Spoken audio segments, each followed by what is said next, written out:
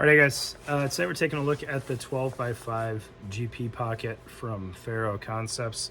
It's one of the newer items available on his site, and it is pretty cool for the size that it takes up and for the features that it includes. So 12x5, if you look at the rear, it's going to be 3-column mounting. So if you're using a typical medium sappy plate carrier, you can run 2 of these side by side on the back panel without too many issues. Height wise, it lines up perfectly with the Ferro zip-on Molly panel or your Cry zip-on Molly panels, or just bare plate bags on just about any medium sized plate carrier out there. Obviously something like a 6094 is going to play with it really well because they're squared off in the back, but your squared off zip-on panels will also play with this just fine. There's no overhang. For those of you that get super stressed out about that, it lines up really well with the size of a rear plate bag. All right, feature wise, it's pretty straightforward. You've got a front zippered pocket here. It's dual zippered, and it only goes down to the depth of this stitch line. So not huge, but a nice, useful little bit of space. And all of this is kind of uniquely bellowed. The lines on here, Ferro did a bang-up job designing this thing and putting it together so that it stays in a really nice streamlined package. All right. Looking at the kind of the main compartment here, it is loop lined, and that runs the length of the pouch. With really nothing getting in the way in there. So to give you guys an idea of size on this, it will almost close up on a Tallboy Nalgene with this goofy lid on here. If I didn't have that lid, I don't think there'd be any issue actually securing this over that Nalgene. So even if you just loathe the idea of bladders, you can get a good bit of water in here. I think it's a 48-ounce bottle. So your liter and a half bladders should fit in here just fine.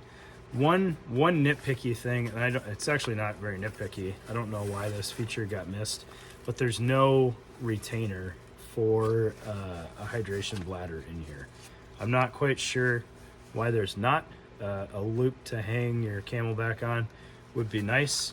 Maybe we've gotten away from Camelbacks, and I don't remember if the Source bladders or some of those other newer bladders have that tab on top. So I guess that kind of makes sense. And then it's loop lined, so if you wanted to throw in some elastic retainers in here for whatever else, maybe you had some charges that you wanted to run in here, those will fit in there just fine. Again, that runs the full length of the pouch, which makes sense. But then hidden on the back here is another slot pocket. So this back panel is reinforced along the top to kind of help keep that open as you need to insert things there. But some things that might fit, 12-inch bolt cutters fit in there very nicely with just a little bit exposed at the top. That fits in there real nice and clean. 12-inch bolt cutter is not going to do a ton of work, but it's something. It's going to get you a little bit of mechanical advantage. One of these Stanley, or these Fat Maxes, or these Fubars, or are they both? Fat Max. That fits in there to that height, which is reasonable as long as you've got kind of awareness of where that thing's going.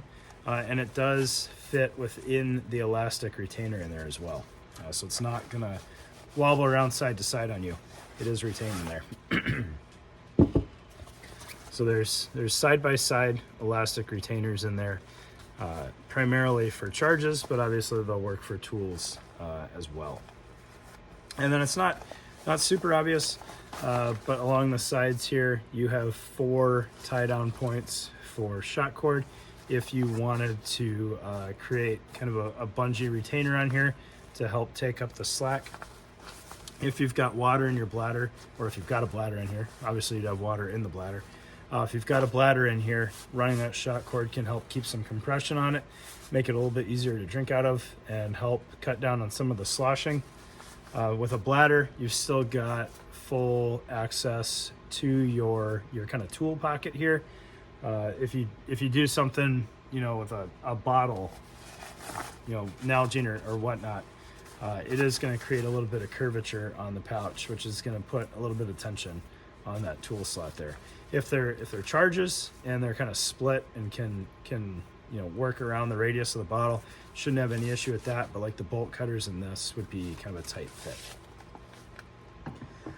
I want to say these things go for just under $100 on the website, which kind of sounds a little pricey, but I think you get a lot for your money with this thing.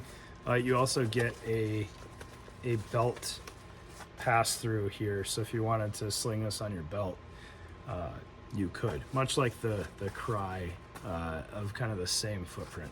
I don't think you'd get a gas mask in here, not in any manner that you'd want to get it back out of there. It doesn't open up as big as the Cry pouch, but you can put it on a belt if that's something you wanted to do.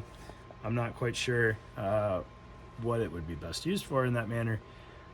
Maybe the same thing, right? Not hydration, but you could fit tools and charges in here and have that kind of not at risk of being a snag hazard riding above you, right? So if you had, you know, your Fat Max in here on your belt line, kind of opposite your pistol, that's not a very obtrusive package there. So might work well for that, which would also give you better access to that front pocket if you needed it. But there you go.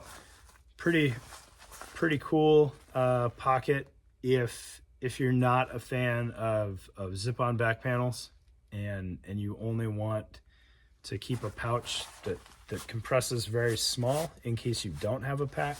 I think this is a pretty good option to have hard mounted to your rear plate bag or on a Molly zip-on panel if that's your jam too. Really cool pouch. I like it a lot.